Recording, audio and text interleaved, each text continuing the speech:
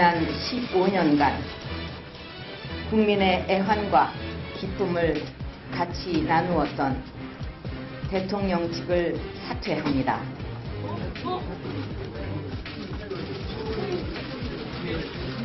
국회의원직을 사퇴합니다. 제가 뭐라고 그랬습니까? 이게 제가 실수했습니다. 예, 고기를 다시 하겠습니다. 존경하는 국민 여러분, 숱한 밤을 지새우며 고민하고 또 고민하였습니다. 이제 저는 이 자리에서 저의 결심을 밝히고자 합니다. 대통령직에서 물러나겠습니다. 내가 이러려고 대통령을 했나 하는 자괴감이 들 정도로 괴롭기만 합니다. 이공계 기피 현상이 두드러지면서 특히 기초과 갑자기 왜 이명박 정부 때 반값 등록금 실천 안 했냐라고 하니까 그거 잘못됐다고 제가 그랬죠. 정부 때 그래서 제가 대통령이었으면 진작 했어요. 제가 대통령이었으면 진작 했어요. 그러니까 제가 이번에 대통령으로 되면 할 겁니다. 그래서 대통령 되려고 하는 거 아니에요, 지금? 그 대통령 친인척 그리고 또 측근 비리를 근본적으로 뿌리 뽑기 위해서 상설 특검 제도를 도입하겠습니다. 하다 나중에는 어떤 얘기까지 나왔냐면 애가 있다는 둥 이런 얘기까지 나왔습니다. 최순실 씨나 그 최태민 목사나 그 사람이 결혼을 몇 번을 했는지 자식이 몇인지 뭐 이름을 몇 번 바꿨는지 그걸 알 수는 없습니다.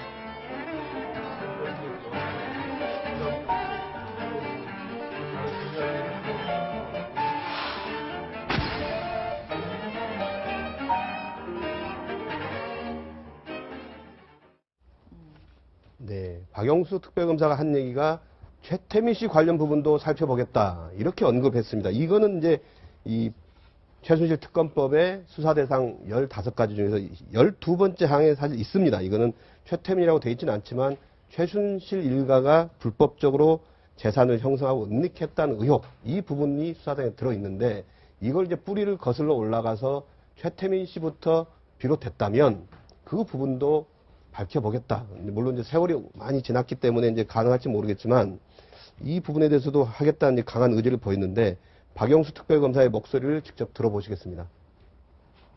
글쎄요, 그게 이제 문제인데 과연 조사 과정에서 그러한 유사 종교적인 문제로 이러한 여러 가지 사건이 파생됐다면 당연히 들여다봐야 되지 않겠어요? 최태민이라는 사람으로부터 거기로부터 범죄가 발생을 했다는 범죄 원인이 됐다면은 들여다봐야죠.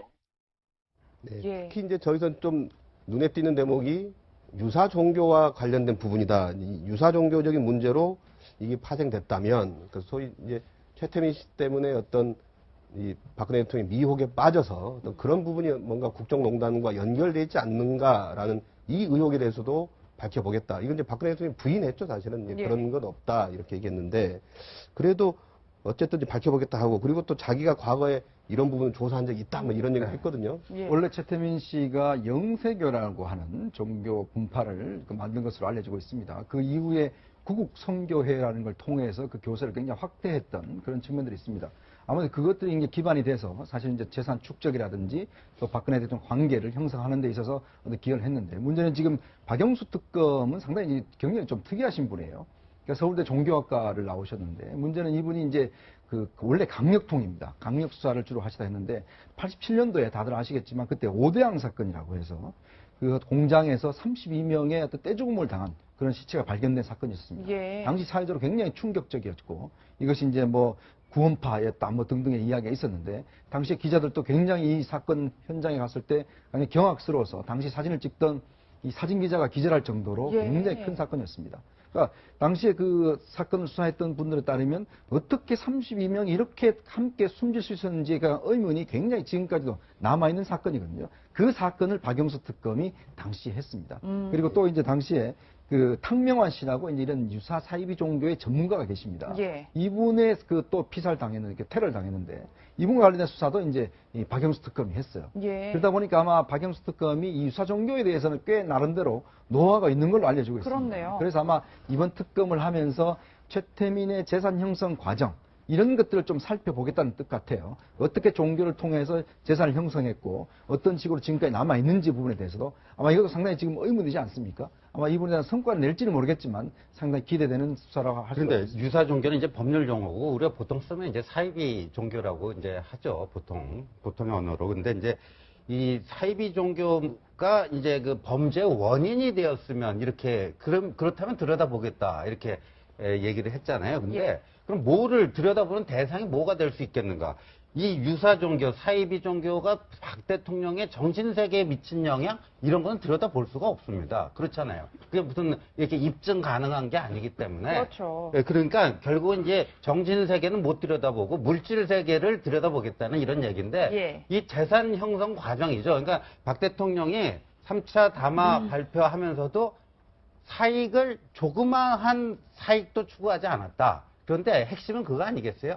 최순실, 최태민 일가의 재산하고 박 대통령의 재산하고 이게 분리된 재정인지 통합된 재정인지 그게 아주 핵심적인 거라고 봐요. 예. 만약 이게 통합된 재정이라면은 박 대통령의 3차 사익, 조그만 사익도 추구하지 않았다는 새빨간 거짓말이 되는 거거든요. 그래서 바로 그 부분, 재산 형성 과정과 이 재무 관계, 이런 거를 들여다보겠다 하는 얘기로 해석될 수가 있어요. 그래서 이제 그거와 관련해가지고 방금 전에 이제 그 탕명환이라는 분 얘기가 나오잖아요. 이 탕명환 사망과 관련해서 박영수 특검이 과거에 이제 수사를 한 예가 있다 그랬는데 바로 이 탕명환이라는 분이 최태민 사이비 종교에 대해서 굉장히 그 천착돼 있었죠. 그래서 그 당시에 그 중앙정보부로부터 압박도 받았다 이제 이런 증언이 나오는데요. 예. 그 불법 재산 형성과 관련해 가지고는 그 두 개의 어떤 그 돌아다니는 증언을 우리가 주목할 필요가 있는데 과거에 그 최태민 씨가 생전에 있을 때 자기 재산과 관련해 가지고 이것은 내가 마음대로 그 처분할 수 있는 재산이 아니다. 뭐 이런 말을 했다라는 부분하고 얼마 전에 정윤회 씨가 최순실 씨와 이혼을 하면서 그 이혼 과정에서 처음에는 그 재산과 관련한 요구를 하지 않다가 그 다음에 이제 재산 분할을 요구하기 시작합니다. 예. 그러다가 그걸 포기하면서 최근에 그 인터뷰를 한 걸 보면은 이것이 박근혜 대통령을 좀 더 그 불편하게 할까봐 그랬다라는 알 듯 모를 듯한 그런 또 말을 하거든요. 예. 그렇기 때문에 제가 볼 때는 그 전혀 재산이 없던 최태민 일가가 그 갑작스럽게 79년 이후로 그 소위 이제 엄청난 재산이 갑자기 들어온 배경이라든지 그 후에 이제 그 여러 가지 경로로 무슨 뭐 재단을 운영한다라든지 또는 농단을 부렸다든지 해가지고 축적된 과정에 대해서 한번 보겠다라고 하는 것인데 결국은 초점은 사이비 종교가 아니라 그 재산 형성과 축적 과정이 되지 않을까 이렇게 우리가 추측은 할 수 있을 것 같습니다. 그렇죠. 이제 이게 상당히 또 국민적 관심이 대상이 될 수 있고 밝혀질지 안 밝혀질지 모르겠는데 이렇게 되면은 박정희 대통령의 그 바로 그 11.6 사태 이후에 예. 그때부터 사실은 또 올라갈 수가 있습니다. 그때 지금 여러 가지 증언들이 엇갈리긴 하는데 예. 그때 당시에 박근혜 대통령이 전두환 장군으로부터 받았던 그 6억 외에 청와대에 박정희 대통령의 따로 근거가 따로 있었다. 그 근거를 최태민 씨가 나중에 박근혜 대통령의 그 언질에 의해서 이제 관리해가지고 그게 어마어마한 현금과 유가증권 이런 게 포함해서 그 돈이 지금 현재 완전히 정답돈이라는 설이 하나 있고요. 예. 그 다음에 이제 방금 우리 정옥 의원님 말씀하신 대로 종교라든지 그 재단 이런 활동을 통해서 거기 그 부정축제를 해서 모아놓은 그것은 이제 박근혜 큰형의 뒷배를 이용해서 최태민 씨가 여러 기업들에게 이제 갈취하고 모아서 이렇게 문제됐던 보고서에서 문제됐던 그런 측면에서 그것이 이제 종잣돈이 돼서 이렇게 온 것인지에 대해서 좀 구분되어진 부분이 있기 때문에 만약 전자에 말씀드린 정말 그 청와대 내에 다른 금고를 가지고 최태민 씨가 쭉 관리하고 그게 최순실 씨, 그 최태민 씨 일가에까지 이어진다라고 하면은 상당히 사회적 파장도 있으리라고 봅니다. 그런데 이게 굉장히 오래된 일인데 조사가 가능할까요? 상당히 어려움이 있겠죠. 아무래도 이제 이걸 하려면 지금에 있는 재산에 대한 추적부터 시작을 해야 될 거예요. 특히 이제 그 자매들, 최 씨 자매들에 대한 재산도 추적을 해야 될 거고, 그렇다면 이제 최순득이라든지, 이제 최순영이라든지, 최순천이라든지 그 네 자매에 대한 재산에 대한 전반적인 상황들을 좀 점검을 해야 될 거고, 그것이 어떻게 형성되어 왔는지, 예. 아마 역추적을 좀 해야 될 겁니다. 예. 왜냐하면 또 특히 이제 하나는 지금 현재 그 당시 전두환 정권 시절에뿐만 아니고 노태우 정부 시절, DJ 정부 시절에 조사한 기록이 있습니다. 그러니까 지금 현재 전두환 때 당시에 조사를 한번 했었고요. 그때 당시에 44건의 어떤 그런 탈세 혐의를 해서 이제 그때 기소된 적이 있었고, 또 노태우 정권 시절에 그 두 자매, 그러니까 박지만, 박근영 두 사람이 이제 대통령한테 이제 그 청원을 합니다. 제발 좀 최태민에 대해서 좀 언니하고 좀 떨어뜨려 놔라. 그때 당시에 예. 조사한 측면이 있고, 예. DJ 정부 시절에 세무조사를 하는 거예요. 예. 근데 이게 이 세무조사 기록이 박근혜 정부 들어와서 청와대 기록물로 해서 그냥 그 국가 기록물에 보관이 돼 버립니다. 이게 30년 동안 공개할 수가 없게 돼 있어요. 예. 그러니까 지금 의문이 뭐냐면 당시에 김대중 정부 들어서서 분명히 세무조사를 했는데 왜 이 기록이 박근혜 정부 들어와서 왜 국가 기록물로 지정이 돼 버렸는지 예. 이 부분에 대한 의혹도 상당히 제기가 되고 있습니다. 그래서 그러한 그 자료에 대한 검토부터 그 조사에 출발이 돼야 되지 않을까. 또 중앙정보부에서 1977년에 그 무렵에 이제 친국 자료가 있지 않습니까? 당시 청와대 민정수석과 함께. 그래서 그런 부분을 먼저 검토해야 되는데 아무리 들여다봐도 그 최순실 씨의 모친인 임선희 씨가 주장하듯이 용산 첨가물 시장에서 감자 도매상해서 번 돈이라고 하기에는 액수가 너무 많고 또 이제 이게 자매들한테 이렇게 넘어가는 과정에서 또 뭐 몇몇 증언들이 나오기는 하는데 중요한 거는 그 친국 자료서부터 시작해서 그 자료가 있다라는 것 아니겠습니까? 물론 네. 이제 여기에는 공소시효라든지 또 얼마만큼 증명해낼 수 있는지 어려움이 많고요. 또 사실 그 뭐 전두환 정권 때도 다 조사해봤지만 어찌됐든 그냥 유야무야 넘어간 측면도 있지 않았습니까? 그러나 이것이 국민적 관심이라든지 또는 분노가 고조되는 만큼 특검에서는 한번 들여다보겠다라는 계획을 가지고 있는 것으로 알고 있습니다. 예. 네. 그래서 이제 최태민 씨가 근데 과거에 이 언론 인터뷰, 생전의 언론 인터뷰에서 한 얘기가 있습니다. 자기는 뭐 그런 짓 한 적 없다라고 부인한 얘기인데 이거 음성 대역으로 들어보시겠습니다. 1975년 초였을게요. 유교사가 돌아가신 뒤 위로하는 내용의 편지는 보냈어. 유교사 현몽이라거나 정식으로 접견 신청하는 내용 따윈 쓰지 않았어요. 생각해보시오. 현몽 같은 말이 대학 교육을 받은 박 이사장에게 먹혀들 것 같소? 죽은 사람을 어떻게 만나? 유교사는 한 번도 만나본 일이 없어요. 허허, 내 참. 어떻게 하는 게 최면술인지 모릅니다. 네, 이 얘기까지 듣고 그냥 다음 주로 넘어가도록 하겠습니다. 그런데 이제 박영수 특별검사가 다른 것에 대해서는 정말 제대로 해보겠다, 뭐 밝혀보겠다 했는데 가장 어려운 수사가 있다 이렇게 얘기한 게 있습니다. 바로 김기춘 전 비서실장에 대해서 그렇게 얘기를 했는데요. 가장 어려운 부분이 김기춘 전 실장이다. 그분 논리가 보통이 아니다. 과거에 자기가 이제 550 비리 수사팀장을 할 때 검찰총장이었는데 그런 인연도 있다. 선입견 없이 수사하겠다. 이렇게 얘기를 했거든요. 자, 왜 어렵다고 하는지 그건 좀 이유가 분명한 것 같습니다. 김기춘 전 실장, 비서실장의 이야기를 들어보면 저희가 쉽게 짐작할 수 있을 것 같은데요. 들어보시겠습니다. 최 씨를 본 일도 통한 일도 전혀 없어요. 그거는 뭐 하늘에 맹세합니다. 여러분이 뭐 알아봐도 알 수 있을 겁니다. 뭐 아무도 모릅니다. 정윤회 씨는 뭐 또 모릅니다. 그분도 내가 본 일도 없고 통한 일도 없고 만나본 일도 없어요. 예. 맹세코 그렇습니다. 예. 네, 하늘의 맹세코 모른다. 이렇게 부인하고 있는 데다가 이분이 또 이 법률의 대가 또 아닙니까? 그렇죠. 그렇기 때문에 어떻게 특별검사가 어떻게 나한테 공격할 것인지 그 포인트를 이제 다 알고 있는 것이죠. 어떻게 보면. 그리고 그 집에 그 쓰레기에서도 나온 어떤 메모에서도 나왔지만 예. 하나하나 언론에서 제기된 의혹에 대해서 짚어보면서 뭔가 이 정말 대비책, 방어책을 굉장히 강구하고 있는 것 같아요. 지금도요. 우리가 이렇게 패널들이 이야기하고 있지 않습니까? 예. 이야기하고 있으면 끝나면 전화가 와요. 오. 그 부분은 이게 아니더라고 전화가 오는. 예. 그만큼 지금 상황에서도 굉장히 이런 보도 하나하나, 발언 하나하나를 굉장히 본인이 체크를 하고 그것에 대한 대응을 하고 있는 분입니다. 예. 그만큼 정말 그 빈틈이 없으신 분이고 이분하고 회의를 한 분들의 이야기에 따르면 이미 회의하기 전에 결론을 다 내려오신대요. 그리고 그것에 대해서 정말 할 수 없도록 다 전체로 하는 그만큼의 어떤 꼼꼼한 분인데 제가 볼 때 아마 김기춘 시장이 말이 맞을 수도 있어요. 예. 왜냐하면 김 실장은 이 기본적으로 치밀한 분이기 때문에 절대 직접적으로 그런 한 사람을 만나지는 않았을 겁니다. 자, 보십시오. 지난번 차은택 씨가 분명히 이제 최순실 소개를 해서 청와대 비서실장 관저로 갔다고 했지 않습니까? 그랬죠. 당시 10분 동안 만났다고 그랬죠. 자, 그 만났는데 이 김기춘 실장은 바로 인정을 했습니다. 단 대통령이 만나보라고 해서 그랬죠. 문화융성과 관련해서 좋은 사람이 있다고 해서 만나보라 해서 10분 동안 만났다. 딱 이렇게 이야기했어요. 그리고 그 상황에서 최순실에 관련된 누구 추천을 왔는지 물어보지도 않았습니다. 그러니까 그냥 대통령이 지시한 상황을 이행했다는 것이거든요. 그러니까 뭔가 문제되는 부분은 다 대통령이 지시한 거고 수행한 것이고 자기와 관련된 증거는 하나도 없어요.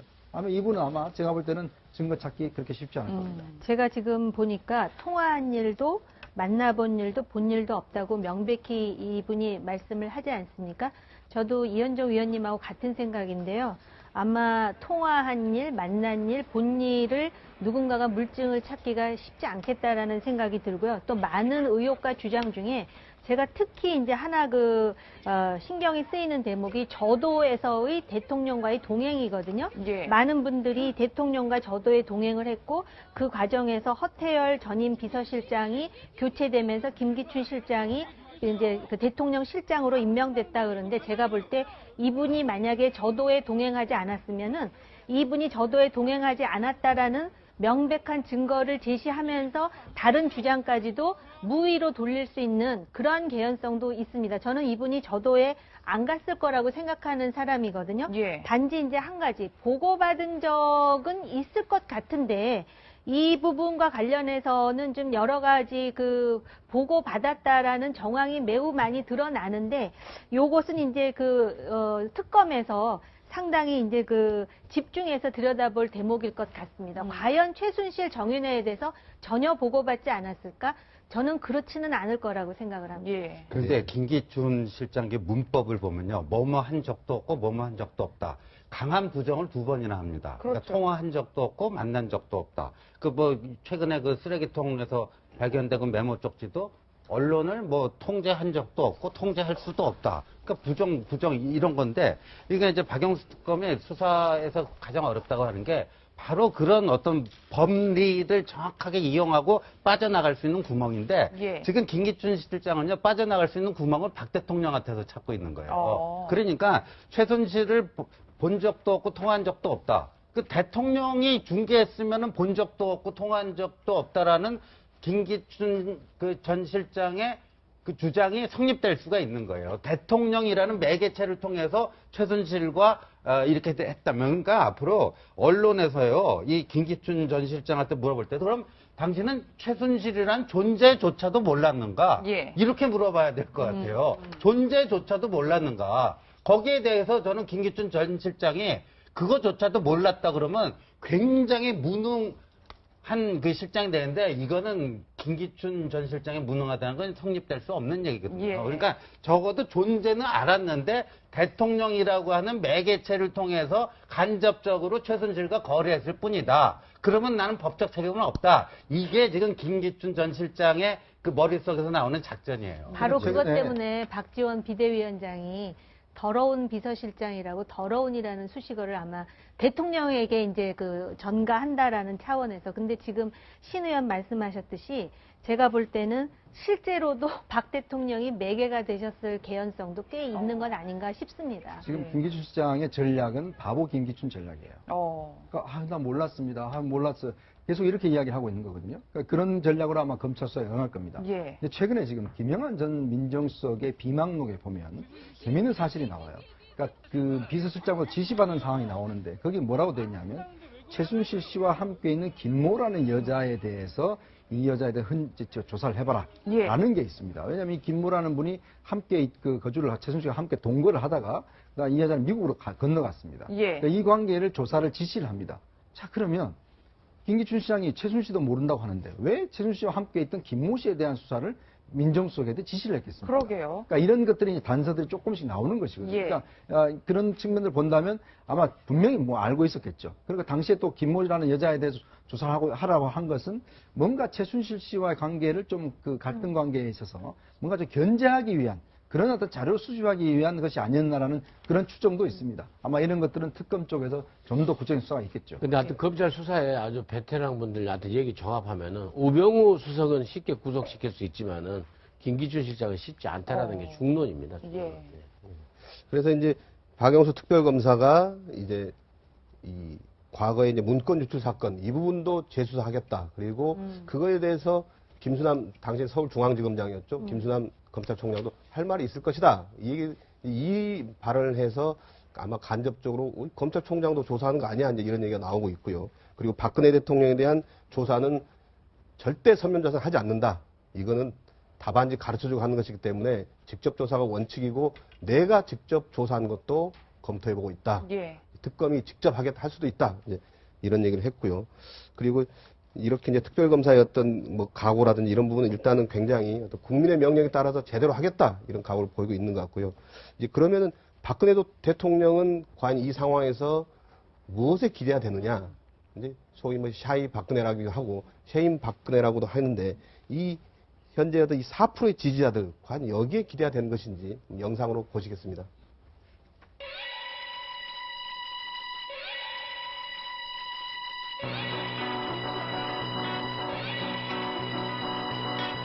시민 만세!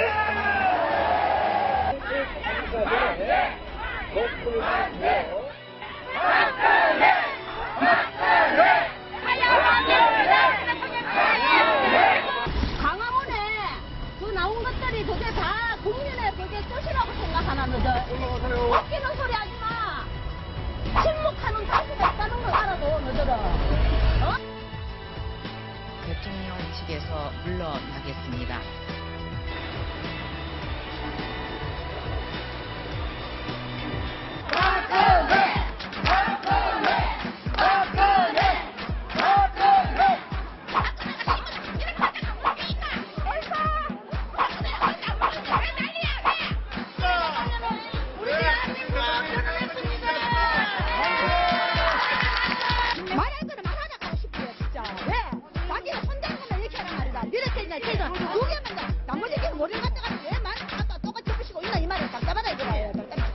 힘내시고요. 하여튼 열심히 응원하겠습니다.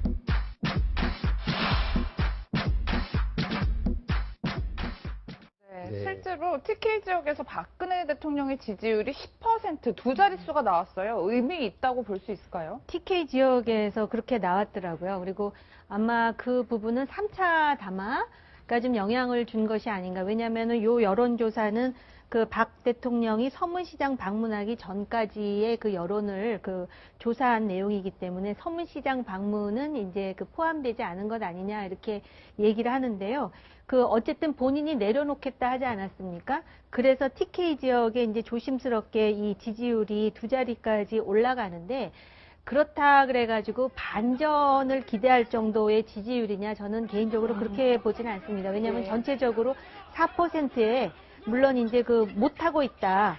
이 부분은 이제 더 그 커지고 있는 상황이기 때문에 제가 볼 때는 요번에 내려놓을 때 왜 이선 퇴진에 대해서 명백하게 얘기를 안 하셨을까. 또 이왕이면 그 거국 내각 총리에 대해서도 한번 재연을 해봤으면 어땠을까 이런 아쉬움이 있어요. 이게 참 애매하고 지금 이렇게 지지율이 4%에 머무르는 이유는 박근혜 대통령의 담화 내용에 대해서 믿지 못하겠다라는 여론이 많거든요. 근데 애초부터 왜 콘크리트 지지층은 30% 가까이 있지 않았습니까? 그랬죠. 근데 지금 25%가 지금 날아간 상황인데 아마 그 반전을 깨하려는 시도는 혹시 할지는 모르겠습니다만 지금은 오히려 전공법으로 내려놓는 그러면서 뭔가 국가와 국민을 위해서 마지막으로 뭔가를 하겠다는 모습을 보여줄 때 오히려 반전도 기대할 수 있지 않나 이런 생각도 조심스럽게 아니 근데 해봅니다. 대통령직에서 물러나기로 했는데 지지율이 반등하면 뭐 어디다 써먹어요? 예. 의미 없는 거 아닙니까? 국회에서 결정해 주면은 그대로 물러나겠다고 선언했는데 거기서 뭐 지지율이 반등한들 무슨 의미가 있겠어요? 근데 굳이 얘기하자면 이런 거겠죠. 그러니까 이 물러나는 거요. 그 지금 새누리당 비주류가 7일 오후 6시까지 4월 퇴진 여부에 대해서 확고한 입장을 밝혀달라 했는데요. 이걸 또 뭐 주말이나 주초에 또 만난다는 거 아닙니까? 예. 그 뭐 비박계 의원들을 그 만날 필요가 있나요? 그것만 거기에 대한 입장만 분명하게 본인이 밝히면 되는 거지. 그러니까 뭔가 자꾸만 여지를 두려고 하기 때문에 저렇게 무슨 뭐 숨은 지지층 뭐 운운하면서 뭐 반등이 될 것 하는, 그러니까 뭔가 깔끔하게 내려놓지 않는다고 다들 보여지고 그렇게 인식이 됐기 때문에 우리가 또 이런 한심한 얘기를 이 자리에서 해야 되는 거 아닌가 싶어요. 네. 앞으로 이제 특별검사의 수사가 본격적으로 진행될 텐데 박근혜 대통령의 어떤 대응 이것도 상당히 주목이 됩니다. 예. 제가 이제 오늘 아침에 박영수 특별검사와 직접 전화 통화를 해봤는데 이런 얘기를 했습니다. 이번 수사 사실 정말 쉽지 않은 수사다. 지지율 4%라고 해도 살아있는 권력이다. 이 살아있는 권력에 대한 수사는 정말 쉽지 않기 때문에 그렇지만 국민들의 여망대로 정말 최선을 다해서 하겠다 이런 얘기를 했습니다. 이 얘기를 끝으로 오늘 프로그램 마무리 짓겠습니다. 말씀 고맙습니다.